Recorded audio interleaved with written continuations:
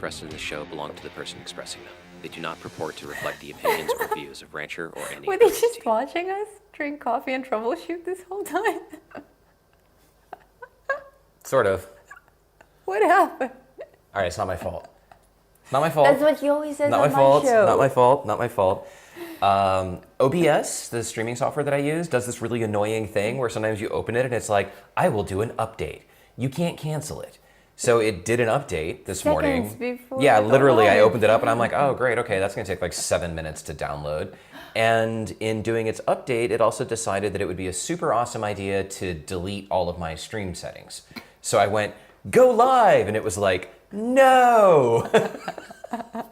Oh, nice. You got a "It's Not My Fault" gif from Nuno. That's it. That's nice. It's not my fault. It's not my fault. No live stream. It's not my fault. I wasn't picking my nose, was I? Good morning, everybody. Welcome to today's episode of Coffee and Cloud Native, the show that shares news and interesting content related to Kubernetes, Cloud Native, and other nifty technology. My name is Adrian Goins, and this is... Lifebot. And we are hoo-wee, hot sauce, excited to be here with you today. We do be that. I know you wanted me to say that. That's my favorite. If you're watching live, consider following or subscribing to the channel. And if you're watching a replay in the future, please also give the video a thumbs up so the YouTube algorithm shares it with other people. You can join the free community site and the Discord server, which I just popped a link up for that. Snap it with your phone, magic happens. Live chat happens in Discord. There's a bot that relays between YouTube and Twitch. So come hang out with us during the show, after the show. Live chat is where the real stuff happens, because Lord knows I don't know how to run a stream. Join the GIF Warriors. The in GIF Discord. Warriors. Let's see, let me find my Discord window and we can say hello. Good morning, Dirk. Who's that creepy person? Oh my gosh. Dirk just posted like probably the most terrifying GIF. Oh, no, scroll up, it gets worse. Oh, really? All right. Hey, Steve Jaguar, good morning. Smalls. I don't know what that number is. OFS, good morning. Oh my gosh, more Dirk zombies. That's so creepy. Dirk gets the creepy award. Rob, yeah, OBS. Peter Keach, hey. Nuno, not my fault. Who else we got here today? Continuing, Adrian Grimshaw, good morning or good afternoon. Oh, nice, knock, knock. Thank you, Nuno. Okay. So since we have... Frank is also here. Frank is here. With his Hello, dog Frank. gifs. Yep, totally. Yeah, so we're back up OFS. to the... There's only so far I can scroll I know. before my scrolling fingers gets tired. More people joining now. Welcome, everyone. Hey, so we've got Juca Jovidal saying hello from Madrid on Twitch. Hello, thank you for watching from Madrid. Bienvenido. Gracias por venir. Nice. Yeah. Practicing your actual Practicing my Spanish, because in Madrid they actually speak Spanish. In Chile, They do not. they speak Spanish, and Chile, Spanish. Anyway, quickly, news. Tomorrow is Friday. I'm so tired today. I apologize in advance. So tomorrow's Friday, and that means it is Shipwreck Sunken Treasure, where Shipwreck normally does a deep dive into a tool of the day. But because he staggered the voting so that we've got more time for people to vote on the content that they want to see, tomorrow he's going to do an introductory lesson, deep dive, into all of the tools that he'll be using that can allow you to follow along with him. So tools like Fleet, GitOps methodologies, Helm, Rancher? Really? Rancher? I don't know why I wrote Rancher. Maybe Rancher. Maybe Rancher. I think he wrote something else there when he was telling me about it anyway, I can't find... RBAC. Instead of RBAC, I wrote Rancher on the teleprompter. RBAC, role-based access control. So he'll be doing an introduction into those things. You can set up your tools with him, and then starting next week, you'll be able to follow along with the stuff that we've got going on. I asked Adrian if I could do tool of the day, but he said that doing an entire show on a hammer is not allowed. So, Because what's the Russian solution for fixing problems? hammer. Hammer. We have a really nice hammer somewhere. Yeah, we do. I don't know where it is. It's not relevant to the show. Okay, so we should probably get started on the stuff that we have today. Did you have anything else? What stuff do we have today? Oh, we have a show to run? I wanted to talk about Dirk's article. Not the article that Dirk wrote, but an article that Dirk shared in the community on hidden games and the speed of learning. I thought that was an incredible article. This article here? Did you get to read it? Yes, I did, and it is actually a fantastic article. So in the community site yesterday, Dirk posted an article here, Learning Speed, What Jeff Bezos, Elon Musk, and Bill Gates Know That Most People Don't. And although it ends with a sales pitch for some free stuff that's not related to the show, what did you like about it? We were talking about this last night. I like the whole concept about popular games versus hidden games. Popular games being things that have a fast reward, like drinking coffee to stay awake instead of having a healthy sleep cycle. That's a wonderful game. Or, go to school, go to college, get good grades, get a job, and you get this fast reward, seemingly fast reward that just plateaus. I really like the graph that shows, that graph right there, that shows how the instant gratification thing climbs up and then plateaus versus the hidden game that you don't really see until it just skyrockets. Have you heard the concept of second order rewards? Second order consequences? I don't think so. So this is similar to this. It's this idea that most people, myself included, when we decide what we're going to do, we look at the first order consequence. We do this, we get a response. We do this, or we do this, we get a result. And if we can think about second order consequences, the things that happen later, we can actually make better decisions. And you may be more likely to make a decision that seems painful in the short term, but has a longer term benefit that far outweighs looking for instant gratification and short term first order rewards. Very similar to this. What I liked about this article is that it talked about the value of learning and the speed at which learning matters. There is so much that we have to pay attention to every single day of the week, every single day of week of the year. Clearly, I need to learn about the calendar.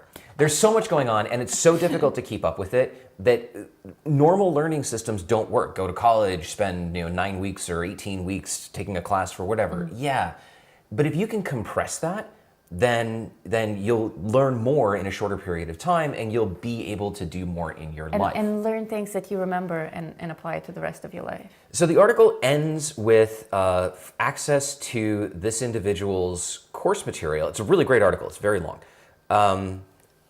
Talks about the speed of doing things, how the faster you can get ahead, the better you are, and the further distance you'll have ahead of your competition. There's business applications to it, but it ends with a link to his class about learning. And here's where I have to apologize, because clearly this is one of those single page things, but this is free for another 3 days. So this is his 5-hour strategy for doing stuff. I signed up for it yesterday because I am always looking for ways to leverage tools to learn more and to learn more faster. This is the kind of stuff that we talk about in the community outside of technology, but it's so important. It fits, like, how can you do anything with technology if you can't actually learn? Okay, should we get started? Yes, now we can get started. Now we can get started. So, the collector bots have gathered stuff for today's show, candidates, and Trufflebot has scored them from 1 to 5 coffees. He'll post them one at a time in Discord. Anyone watching live can rate them. Your votes are used to train the machine learning model that chooses content for the show. So come in, get in there, hang out, and vote. We actually have a smaller number of items today. Usually Trufflebot picks 15 items. We make it through about 10, but there hasn't really been a lot to talk about. So, nope, wrong button. How about that button instead? Yeah, so there hasn't been a lot that the machine learning model has liked, but I discovered last night that I actually have like 70 tool of the day candidates sitting in the database. So I think I'm just gonna do like a tool of the day purge. Nice. Not today, but maybe next week. We're just gonna do shows on tool of the day so that we can try to make Shipwreck. Shipwreck's gonna be thrilled. Freak out. And boy, won't that be fun. That is fun. All right, let me Shipwreck get over. says, yay. Yay!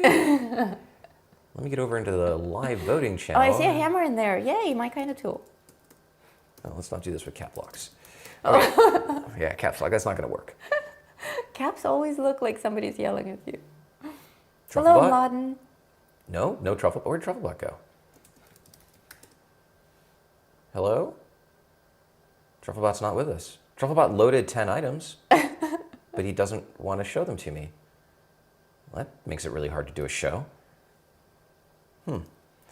Hold, please. What the heck? Hey, that's my line. Are you in debug mode? I wonder if you're in debug mode.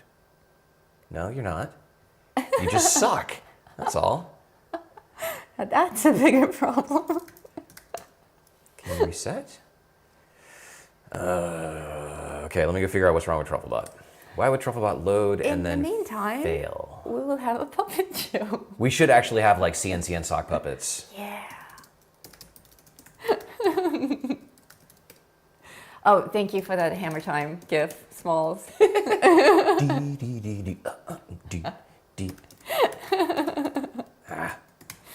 Oh, nice, Martin. That's one of my favorite nugs from Fury Road. I debug, I deploy, I debug again. Wait, nice. Let's see. KCC home.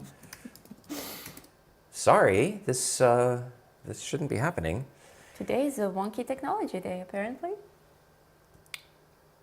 I was providing some guidance on good things you can do in your live stream, and one of the things that I suggested was embrace technology failures because they too are real. Very real indeed. A most excellent sock puppet, OFS. Thank you. What's wrong with Trufflebot? That should be something awesome like a database crash or something like that. SQL statement can't reconnect until invalid transaction is rolled back? Really? How about if I just... Okay, no, let's... Oh man, somebody wants a raise. I'm not going to connect to the database until you roll back this invalid transaction in this pod over here that you can't talk to. How about... So one of the things I love about teaching people Kubernetes is rollout, restart, is that I can't type and talk at the same time.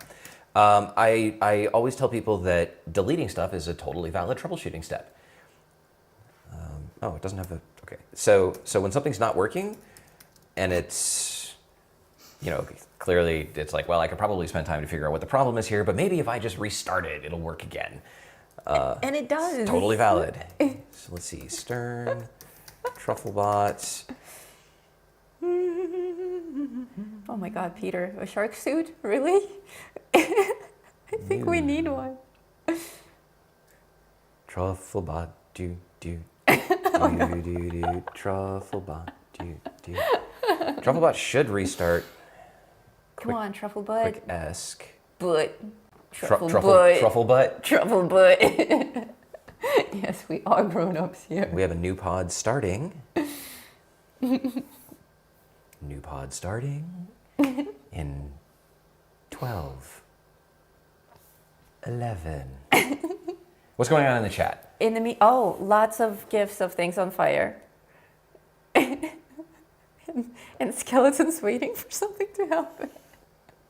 Okay, so Trufflebot finally logged into Discord. And that should mean Hello, that Doug. I can go AB reset, AB load, AB next. Truffle butt! First up today is actually a very small and quick and very easy to report on item that is not actually anything I can really show you, but it is still cool. If you feel like giving your address, your email address to Red Hat, they will send you a curl command cheat sheet. Curl is so powerful. Like, obviously, like there's curl and there's wget, and Obvious. I use... So I only ever use wget when I need to download a file because I never remember if the output flag for curl is a capital O or a lowercase o, and I always get it wrong because curl just streams to standard out. No snarky remarks? No, no. So having a cheat sheet of curl commands is just really helpful. And this one will show you how to do all kinds of things with curl that you may not have even known you can do, like talk to SMB endpoints or POP3 or whatever, and including how to talk to an API. So I thought this was helpful, put it on the show. Obviously I can't give you the actual thing, but just go give them your fake email address and you too can have a cheat sheet. There was an article on Hacker News last week. This is a little tragic. Oh. So the guy who's behind the curl library apparently always gets death threats. Like actual death threat. Like actual death threats, because every single hacking tool has the curl library embedded inside of it. So people find their systems that have been compromised and they find the source code or the Trojan or whatever. And because the curl library is open source, it has his email address in it. So these people find his email address in the code that was installed on their system in their WordPress site or whatever, and they think that he's the one who actually did it. Oh no, it's like the people who send death threats to the weatherman. Yes. So he regularly gets death threats, and he actually got one last week that properly scared him. So you can go look on Hacker News for more information about that. The internet Creepy. is creepy. I used to say that it wasn't that bad. So like it was like the Wild West when it started, and then it was like super boring, and now it's gone. Mad Max. It's, yeah, so, be safe out there.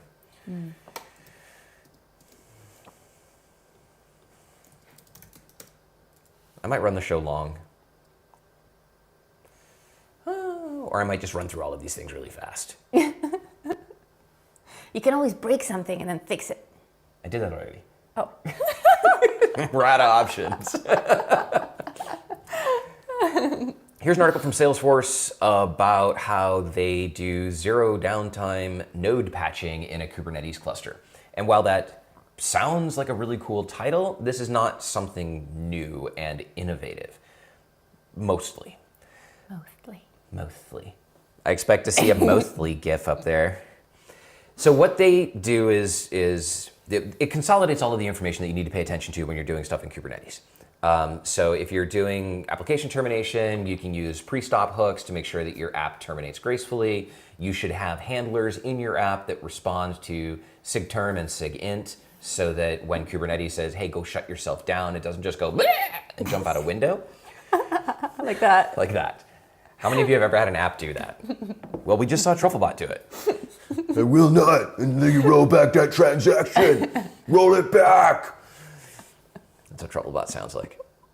Anyway, so this goes from how to gracefully shut down your applications, and granted it's for Java, that's okay, we forgive them, to pre-stop hooks inside of Kubernetes, and then how to handle EC2 instance termination gracefully.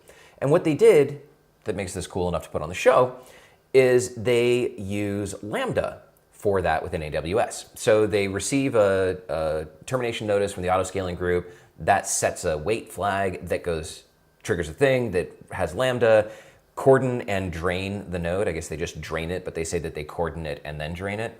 We'll assume that they're smart enough to just use drain. So anyway, they drain the node and then they wait until all the pods have been moved, and then they actually terminate the instance. So there's nobody going with the power cord and causing the app to go, well, I can't even jump out a window because at that point it just stops existing. The idea being that they can do node patching and updates with, they say zero downtime, but I suspect it's minimal downtime because we all know that zero downtime is a lie. And so they talk about how they do this with the cluster roles that are bound to IAM policies and such. While they don't give any actual code for how to do it, they do say reach out to us. And they have an email address there so that they can get lots of spam. And death threats. And death threats. My downtime was not zero. You are a bad person. We got 4 coffees on that. Yeah. You ever gotten a death threat? I have not. I did read a really interesting article about how you can almost welcome death threats, though, because it actually indicates your level of popularity. Oh, was that the article by Tim Ferriss? Yes. That was an interesting article. I loved that article. I posted it in my community. I'll dig it up and share it in yours. It's something like 10% of your fan base Yes, is not. it's a little bit off their rocker, and they start out with just being kind of creepy stalkers, and they graduate to being full-on death threat psychos.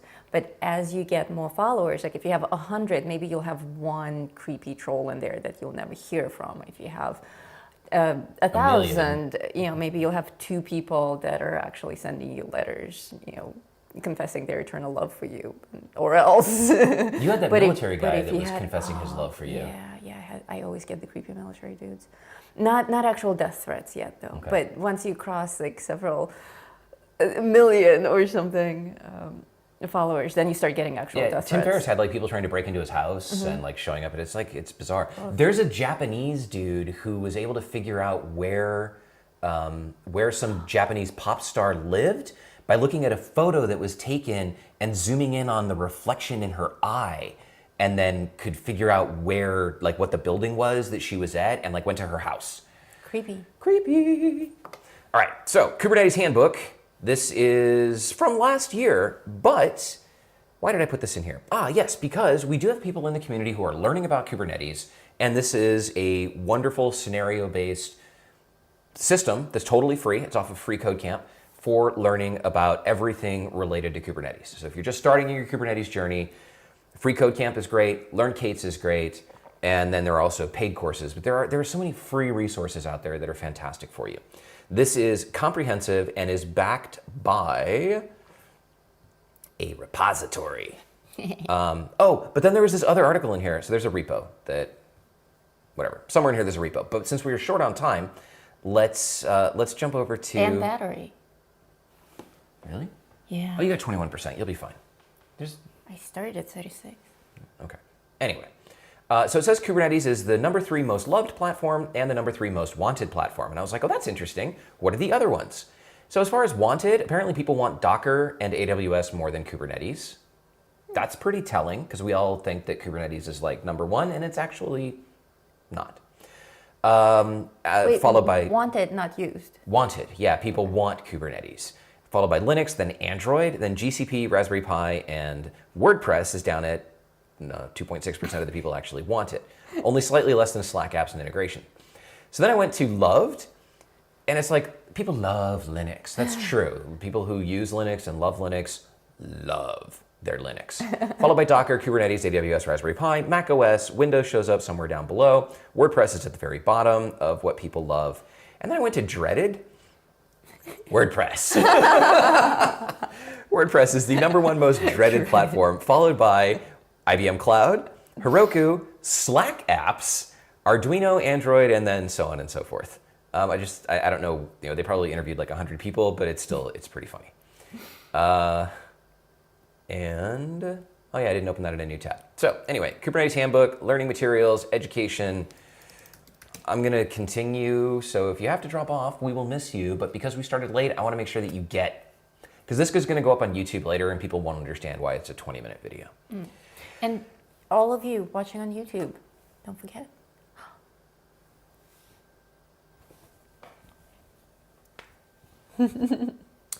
This is a request for help from the community. We here in CNCN want to give back to the people who spend time and energy to create tools and share them with the world. And Frank, by the way, if you have to leave, tell WifeBot, and because you're the tool of the day today, so I want you to be here for that. Otherwise, stick around. So we want to give back. Shipwreck tries to make everything that he does on Shipwreck Sunken Treasure end in a pull request or an optimization or something where we can give back to the creators. And this actually popped up in the bot feed last night. This is a set of scripts that were created by... Frank says, I have time. Okay, good. That were created by Pragma so that they could launch Kubernetes clusters on KVM or libvirt and...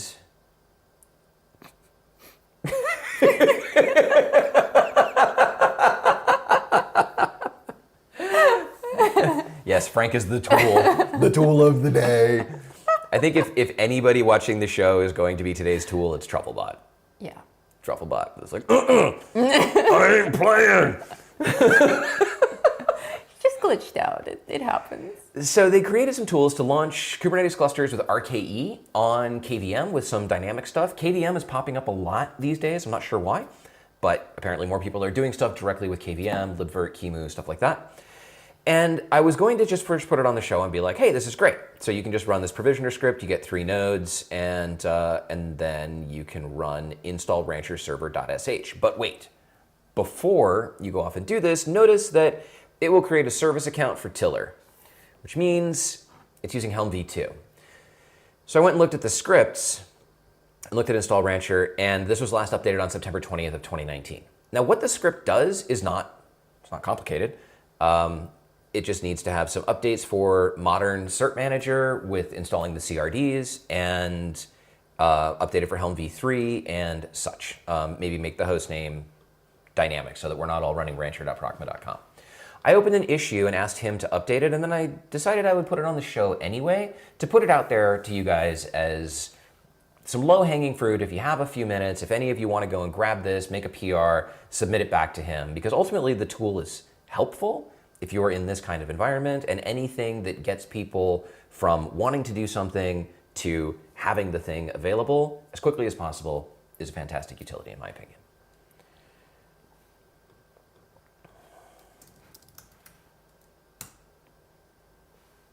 I think we'll do 2 more, and then we'll do tool of the day.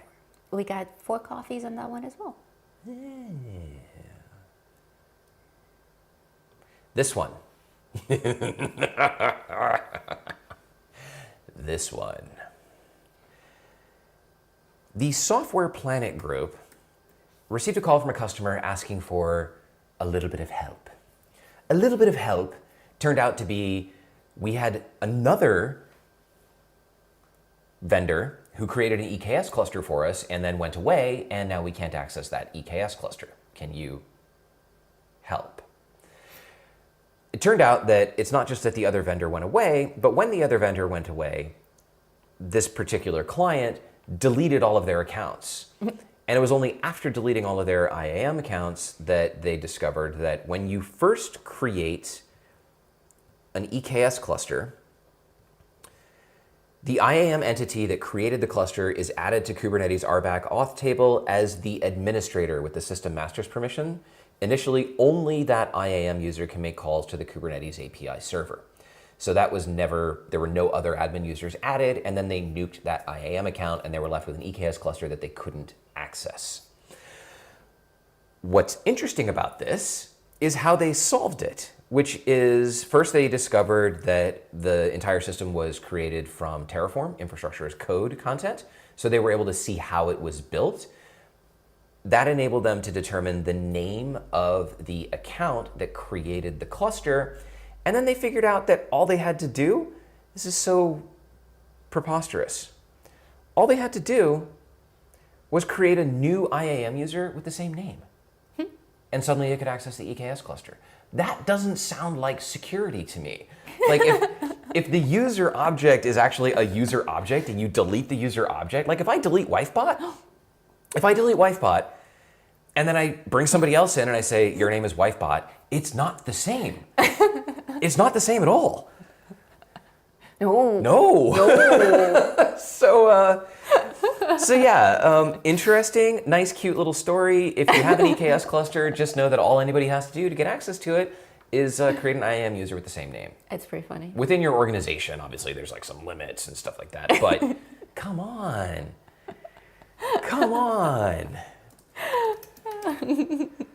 All right. Oh, everyone is voting against deleting Wifebot. I have no plans to delete Wifebot. One of a kind. Not releasing the source code. Definitely not an open source project. Proprietary until I die. And nobody will be able to claim access by naming themselves Adrian Goins. Now that's security. This next one, I don't actually have a lot to say about it, except it's one of those articles that, can you see the scroll bar? It's one of the ones where I talk about the scroll bar. You cannot see the scroll bar. Oh, yeah, you can. Yeah, you can. See that little scroll bar over there on the right? Oh, Dear what God, is how this, long like, is this it's like article? up there? Yeah. Now, first of all, this is about Microsoft Dynamics 365 and Azure DevOps ALM. And if you just read this first paragraph, you'll realize that this doesn't really apply to any of us. Oh no. X++ developers have been working without a version control system for most of our careers. What? We had MorphX VCS for AX 2009 and the option to use TFVC in AX 2009 and AX 2012, but it wasn't mandatory. Actually, and always from my experience, most of the projects used no VCS other than comments in the code. I'm not saying all, but in 10 years, I've only seen one AX 2009 project using it. I don't know what any of that means. I know that they're not using source control, and I know that they're laughing about it. If we told this to a non-X++ software developer, he would think we're nuts and probably being foolish by not using a VCS. Who would risk losing their ongoing work due to a stupid mistake? Anyway. The article continues. So one of the major changes we got with finance and operations has been the mandatory use of a version control system. And then this individual has collected several blog posts into a tutorial about how to use Azure DevOps with Microsoft Dynamics 365 Finance and Operations. I don't know what that is either. But if you do, and if you're interested in using a version control system, what actually follows here is, even if you're not using whatever Dynamics 365 Finance and Operations, this article talks about how to set up an Azure DevOps environment, how to set up Azure pipelines, and how to create an environment. You could probably swap out the Dynamics portion of it and swap in other stuff and just use this as a really good introduction into, oh my gosh, how to build stuff out in Azure. Azure Key Vault, automating deployments, more automation, release pipelines, building .NET projects, and so on and so forth. You're only about 2% down that Yeah, that's just the scroll table bar. of contents. It's ridiculous. And you know I love articles with tiny scroll bars. Tiny scroll bars, man. Tiny scroll bars, man. One usually wouldn't say that was like an attribute to be proud of. Yo, I got the tiniest scroll bar. But in the case of an article about how to use Azure, it's a pretty cool thing. Oh, that's 17%. Will I make it? You will make it, because we are now going to...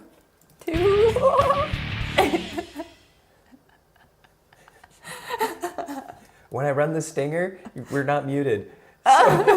So over the audio, they got to hear you go...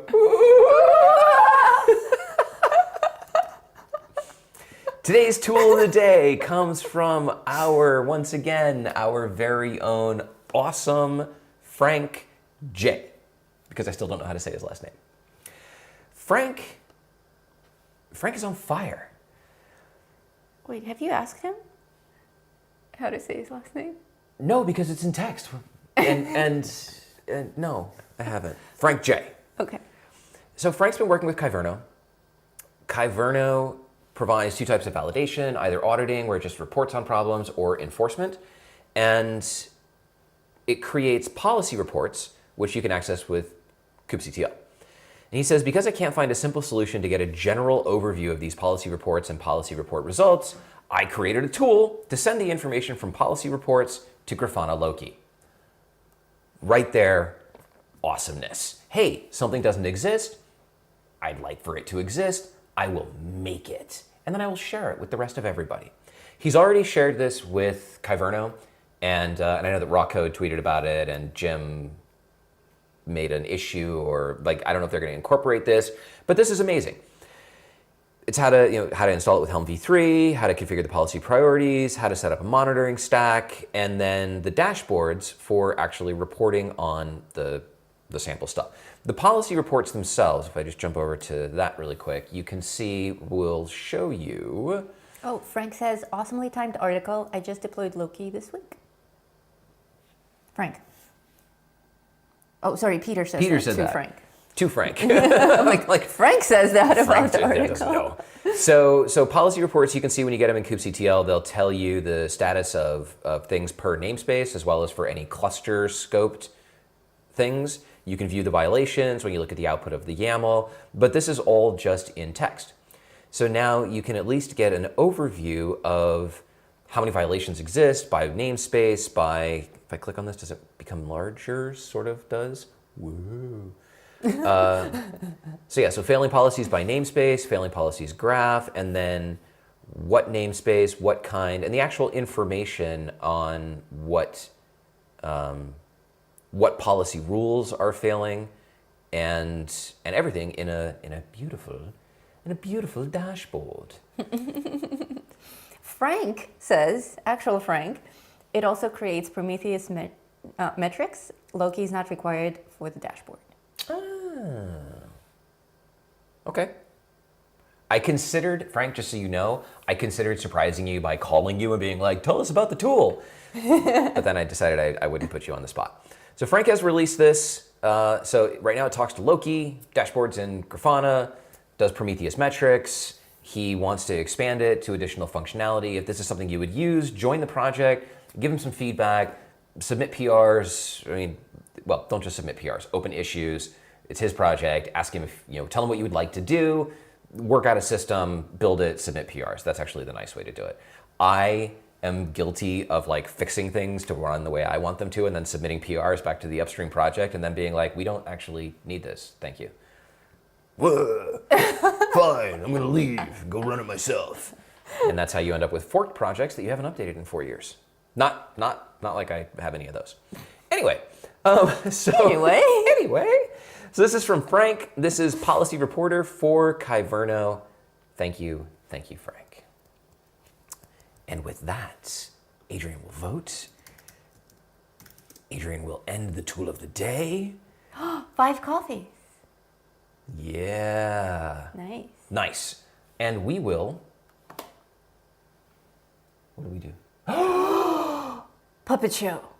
The time has come. I was going to sing the Muppet Show theme when we started, but You were. instead I fixed Trufflebot. Oh. It's time There's to still play time. the music. It's time to light the lights. It's time to get things started on Coffee and Cloud Native tonight. It doesn't work. Anyway, thank you so much for joining us today. Links to everything I talk about in the show go up in the free community site at community.cncn.io after the show ends. Come join us. Community members get early access to the links, video replay, and other exclusive content. If you have something you would like me to consider for the show, post it in the community site or the show suggestions channel in Discord. Is this the one where I'm British? It's the word site. You say site in the British accent. I think I just do it so that I enunciate better. It's really funny. Or so I sound smart. So you sound smart. Have a great day, everyone. Keep Bye. learning. Thank you so much for everything that you do for us. We will see you in the next show. You're lying. Stay caffeinated.